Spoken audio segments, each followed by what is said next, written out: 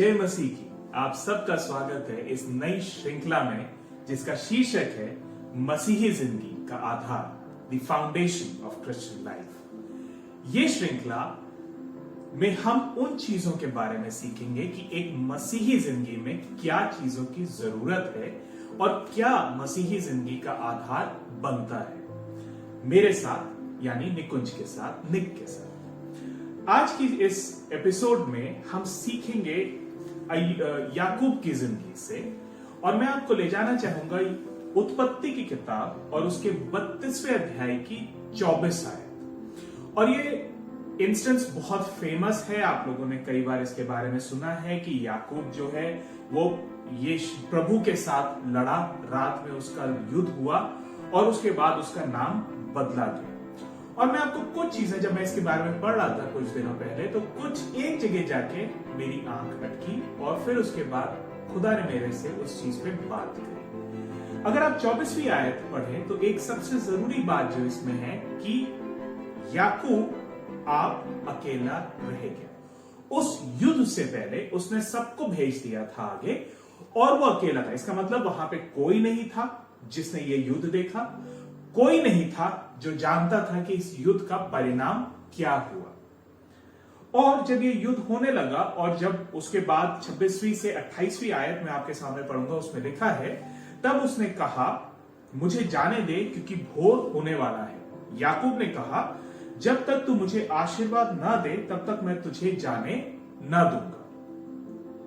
और उसने याकूब से पूछा, ये उस शख्स के बारे में बात हो रही है जिसके साथ याकूब युद्ध कर रहा था।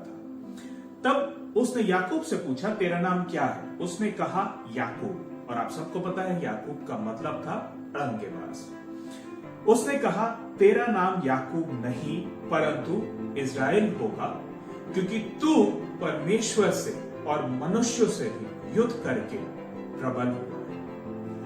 यहां पे एक शख्स का नाम, उसकी आइडेंटिटी बदली जा रही है और उस शख्स ने बोला कि तेरा नाम अब से याकूब नहीं लेकिन इज़राइल होगा, क्योंकि तू परमेश्वर और मनुष्य के साथ युद्ध करके प्रबल हुआ है। इसका मतलब वो जीता, एक जीतने वाला योद्धा, और उसका नाम था इज़राइल। और जब मैं सोचने लगा, हमने ये पढ़ा है और उसके बाद हमें पता है याकूब का नाम बदल के इज़राइल हो गया और आज भी इज़राइल कौम उसी के नाम पे है। लेकिन एक चीज जो वहां पे मेरे को ध्यान आई और जिसने मेरा ध्यान अट्रैक्ट किया कि ये चीज किसने सुनी थी? सिर्फ याकूब ने? क्या कोई और था वहां पे जिसने सुनी थी? नहीं। तो बाकियों को कैसे पता चला? और मैं सोचने लगा कि याकूब अगले दिन जब, या कुछ दिनों बाद जब जाके अपनी बीवियों से मिला होगा, लेया से और रेबेका से, तो उसने, जब उन्होंने बोला होगा याकूब इधर आ, तो उसने बोला होगा याकूब नहीं, मुझे इज़राइल के। और वो हंसने लगेंगे, वो कहने तुम इज़राइल कहां से हो गए?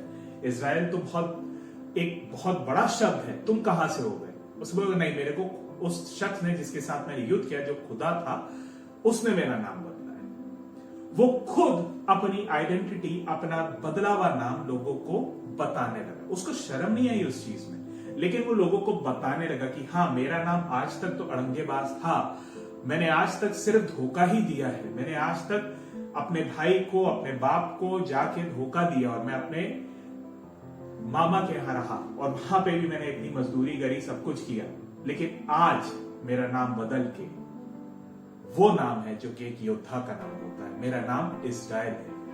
और वो ये चीज का खुद बोलने लगा और वह फिर सोचने लगा कि नहीं सिर्फ बोलता होगा, लेकिन वो अब वैसे उसका व्यवहार भी बदल गया होगा। अब वो एक योद्धा की तरह चलता होगा, वो सोचता होगा कि हाँ, मैंने ये जंग जीती है, अच्छा अब मुझे ऐसे करना है, अब मेरे साथ ऐसा होना है। उसकी सोच बदल गई। खुदा ने आपसे क्या बात करी है? आपको क्या बोला है? आपका क्या नाम रखा है?